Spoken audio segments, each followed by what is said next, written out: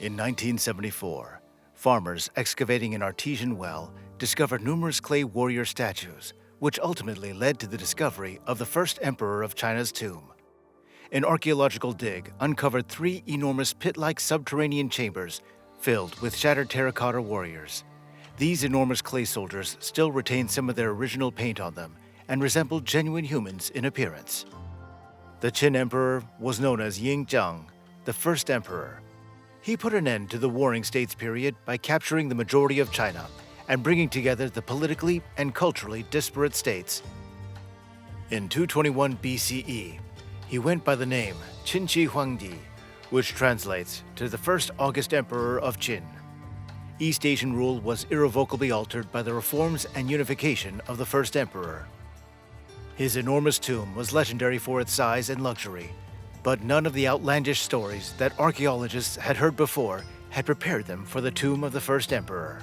The mausoleum is a sizable tomb complex that encompasses 6.3 square kilometers and is built around a tumulus. The first emperor's tumulus predominated the landscape before the discovery of the 3 pits, called the army pits. Although the complex of tombs for the first emperor is sometimes referred to as a mausoleum, the term does not adequately describe the network of pits, tombs, and above-ground buildings that surround the burial chamber beneath the tumulus. The mausoleum is 0.75 miles from the army pits. Just a fifth of the complex has been excavated after more than 30 years of work, starting with the 1974 discovery, and new discoveries are being revealed every year. The burial complex was enclosed by 2 above-ground walls, which included the tumulus. The walls were 10 meters thick and had enormous apertures that are no longer there, yet the openings are still visible. On the walled enclosure's southern side lies the burial mound.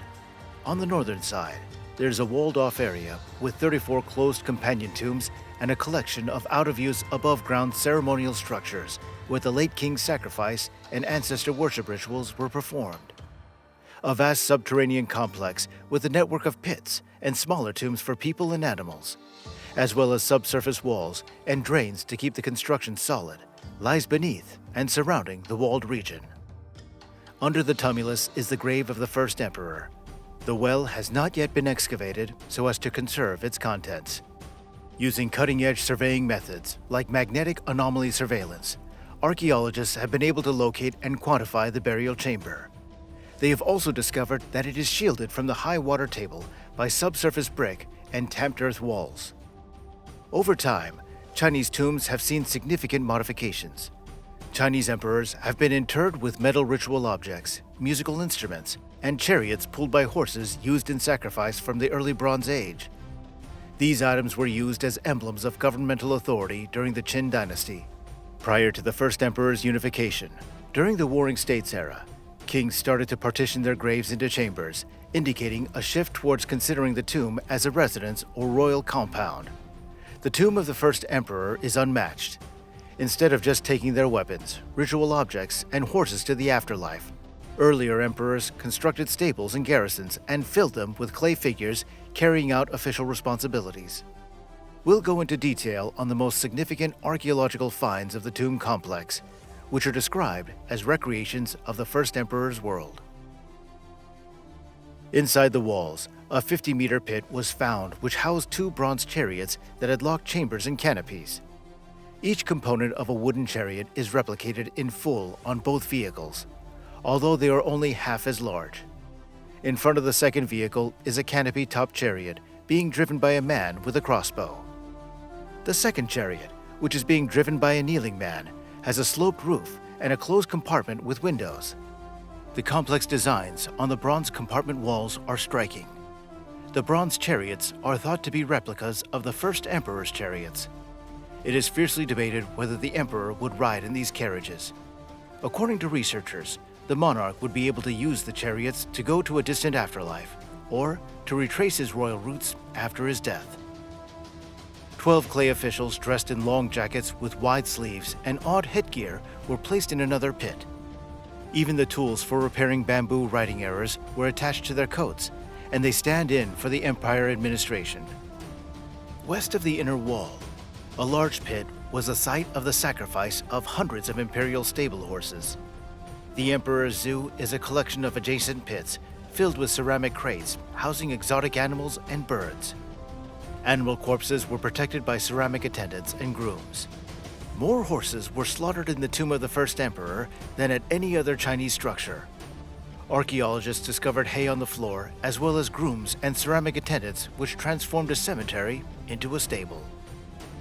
Another enigma was found in pit K9801 on the eastern side.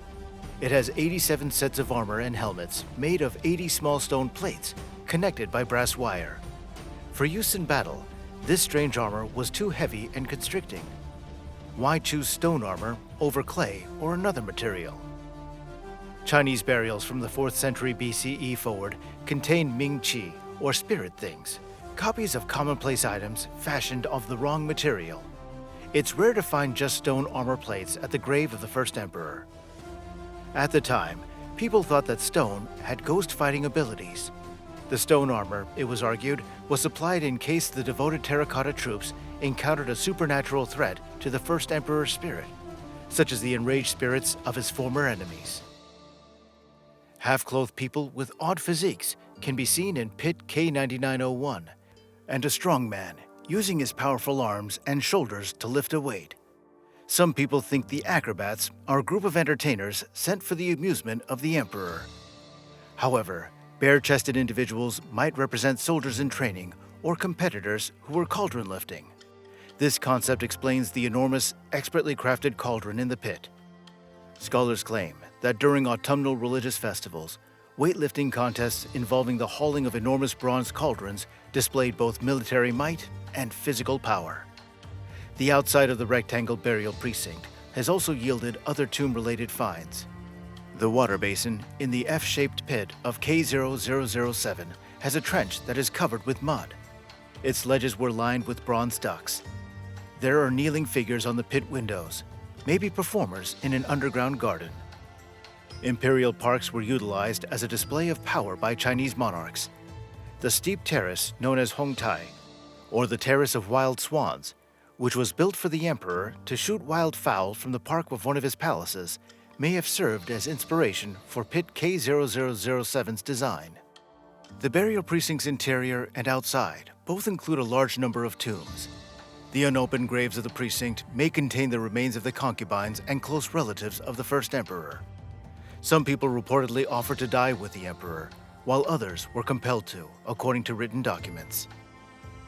In the meanwhile, hundreds of simpler tombs in the Zhaobeihu village west of the wall burial complex have been discovered. These graves contain the remains of captives and workers compelled to construct the tomb. Small ceramic pieces bearing their names, hometowns, positions, and in the case of prisoners, penalties can be found in certain burials. These tombs' incision marks on the bones indicate that some of the builders were severely beaten. As a result of the Qin laws, which punished the entire family for the misbehavior of one individual, the bodies of women and children were also discovered. The laborers' corpses served as a reminder of the human cost of the magnificent tomb. The army pits are the most well-known, where thousands of warriors were carried inside by wooden chariots and ceramic horses. From archers to infantrymen to charioteers, each clay figure distinguishes the ranks and functions of troops in an army with distinctive armor, haircuts, and headdresses. A dictatorship that relied on the greatest army was able to demonstrate its military might by displaying such a sizable force. Due to its dimensions and life-size statues, the tomb of the first emperor is unique in Chinese history, and the function of the tomb is unknown. Was it intended to be the first emperor's actual tomb, where the expertly painted servants and soldiers would come to life to serve the deceased emperor? Would the emperor's spirit just utilize the luxurious underground residence to offer sacrifices in the temples surrounding the burial mound? Or did the vast trenches and rooms of the tomb complex model the place the first emperor would go to after death? Sadly, there is no written account of how the emperor and his subjects perceived the afterlife. The tomb may have evolved into an afterlife residence where the deceased might rest and accept gifts from the living, according to archaeological and literary evidence. There are ongoing arguments among scholars about this afterlife notion. Although its interpretation is uncertain, the tomb of the first emperor is the most significant archaeological evidence of a significant change in Chinese burial tradition. Greatly successful in conquest, the first emperor strove to establish order in his dominion. His concept of a well-organized government and a large collection of intricately sculpted figurines whose every component was made to order are both illustrated by the terracotta army and its leaders and servants. They represent the emperor's vision of what a united realm may do in addition to martial power. The emperor left his vision for eternity engraved in a tomb that still astounds us, but we may never know how he envisioned spending it in his underground palace.